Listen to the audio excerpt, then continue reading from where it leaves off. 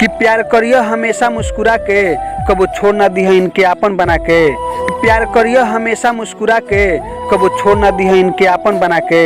याद कर लो जब तक है प्रियसवा जिंदा बा, करे जा फिर मर जाई तो मत कहियो कि छोड़ दिलस तो के आपन बना के। दिलवे निकाल दी राम जी, ना रही ना दुखाई।